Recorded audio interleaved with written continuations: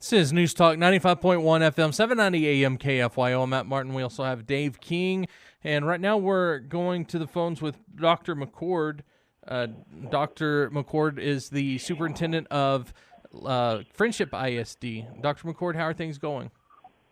Hi, Matt. Thanks for having me with this morning. Well, they're going good. One step at a time, right? Yeah, exactly. Yeah, I would say going as well as they can when kids aren't allowed in the school buildings. Yeah. So that's I know that it's been very, very tough on your teachers. They're kind of having to learn a whole new way of doing things, trying to do some type of distance learning. What has Frenship done to make that happen?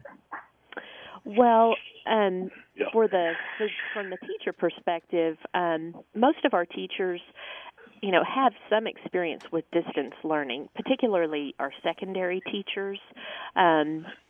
We do have a few teachers that didn't have access to technology, or they helped us find out how many kids needed help with technology. It turns out most of our do have access to technology in the home. Some of them, it was really more of a connection issue, like an internet issue. There are still parts of our school district that are very rural, and you can't even get the internet. I didn't even know that was a thing. But so we've deployed hotspots, and we've also made our parking lots of our schools, we have Wi-Fi there. And so if you're ever just out on the road, and you'll see a sign at our campuses that say Wi-Fi hotspot, and you can drive up, and it's really fast internet. Yes. Yeah. And so now I want to make this clear. This isn't for somebody driving by that wants to check their email or something. This is for the students, and they actually have logins for that, right? Well, actually, I think you can drive by. Oh, okay. Yeah. Okay. Yeah, I think you can drive by. But yeah, though I don't necessarily think you have to have a login. I don't really know that, but I think that anyone can, actually. So one of the things, we had a person asking questions online that wanted to ask specifically about school lunches. I know that Lubbock ISD is handing out school lunches as well as breakfast. Are y'all handing out school lunches as well for kids under a certain age? Yes, we have. We started that as soon as we found out we were going to have to close school. So we have 6 locations. And you can find those on our website. One of them is at our 9th grade center. We have one at Westwind, which is at 43rd in Milwaukee. We have one at our Northridge campus, which is at basically it's a little bit west of 11th Street in Milwaukee. And basically what you do, we have those on Mondays. And now we're just changing them to Monday and Thursday. And we're actually providing breakfast and lunch for the whole 7 days of the week. You just come on Mondays and Thursdays and pick up multiple meals. Okay. So you can get food 7 days a week. And I know that your cafeterias at the schools are closed, so you already have the cafeteria workers and everything there. But who or how is that paid for? Well, it's paid for through the federal government, is who pays for those. Just like a grant? Foods. Well, it's sort of like a grant, but it's very similar to is in the summertime, all the school districts provide what the state and the national government or the federal government call summer feeding. And so it's really working a little bit like that. For one of the differences is that we're very grateful that the state government and the federal government had loosened the guidelines. So what used to happen with these meals is that we could only provide one meal at a time, and you had to stay and eat part of it in front, like you had to have a place for them to actually start to consume that meal. And they've relaxed those guidelines so that you can just drive through, of course, for safety purposes. Yeah, you can't have them sitting out there eating and no, right now, I guess gathering together for that. So yeah, and also we have some really fabulous volunteers. Folks at Atmos Energy, they have deployed a team that they have volunteers at each one of our campuses to pass out those meals every day that we pass them out to help out with our food service. Yes, sir. A question. I know that you guys are under, or you're in the middle or in the process of an enormous construction out there at the schools. Is this virus situation, and you know how it is affecting state government, how it's affecting the taxes? Is there a concern or that you're going to be able to continue on at the level that you had originally projected? Well, and you probably heard this, but we have, we have postponed our election. If that's what you're talking about, we postponed our bond election until November.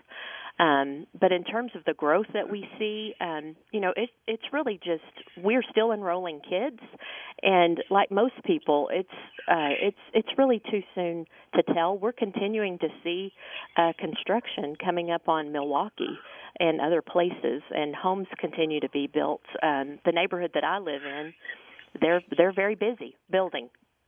Yeah, Dr. McCord, we're going to go ahead and take a break right quick, and we'll be back in just a second. This is News Talk 95.1 FM, 790 AM KFYO. If you have a question for Dr. McCord, make sure to text it in at 806-680-2790. We'll try to get that asked. We'll be right back. This is Mornings with Dave King and Matt Martin, and we're on the phones with Dr. McCord. Dr. McCord, Frenship ISD... I think what Dave was asking was, has this coronavirus stopped any of the construction that's going on right now? Has it slowed it down at all? It doesn't appear to. Okay. That's good. Yeah, as I mentioned. Now, obviously, there are, it's going to affect everything. The economy is certainly impacted, but we're just not really seeing that yet. Right now, it seems to be there's lots of housing going up, and I actually still see some construction on Milwaukee, other places too. That's just mostly my route that I go every day as I'm going to different campuses and such.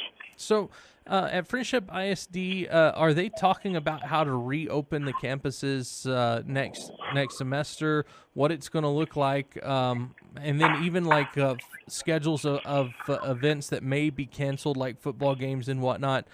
Is all of that going through at Frenship ISD, or are you just taking it one step at a time? Well, we're certainly making preparations for when we do open school. We take the Texas Education Commissioner, Mr. Morath. He has done a great job in guiding us through this process, and there hasn't been any word that we would not open. So we are planning on opening on time. We're not planning at this point canceling any events in the fall. And it's more kind of a scenario like you mentioned, is we are working on trying to finish out this school year because we're still teaching and kids are still learning. It doesn't look exactly the same, but and we certainly miss them. But right now we're focusing on finishing strong and caring for our teachers and our parents and our students in this really stressful time. But one thing I wanted to say that's positive about all of this is that there's always a silver lining in every cloud.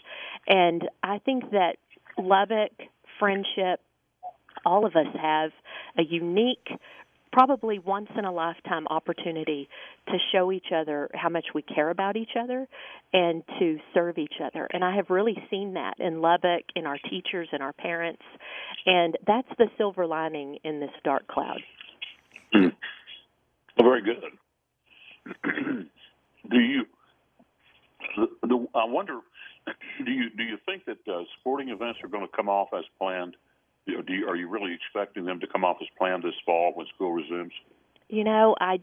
What I figured out probably on March 13th, which was our last day to have school and before spring break, and that's when sort of all of it, beginning on, I think, March 11th and 12th, that's when things just started shutting down. You know, the NCAA started canceling, the NBA, all of that kind of thing. Is I have figured out that my crystal ball is cracked. It is just broken. And I have decided that I don't know what's going to happen tomorrow, let alone next fall. I know that last night at my house, we had the NFL football draft on, and it was done the first time, I guess, virtually.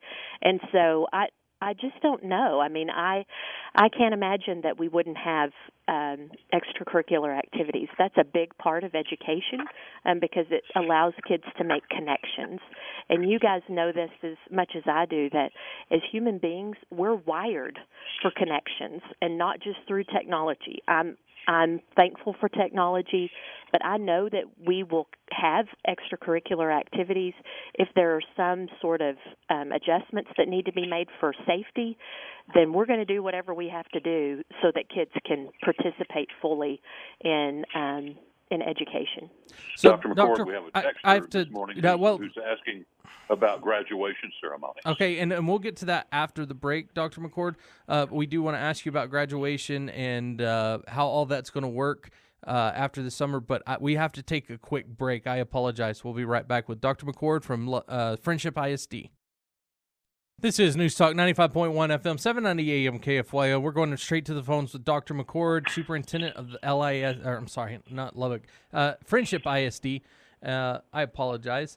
And okay. You're one of the questions we had: Are y'all have any plans for graduation ceremonies later this summer for those that are graduating from Frenship ISD?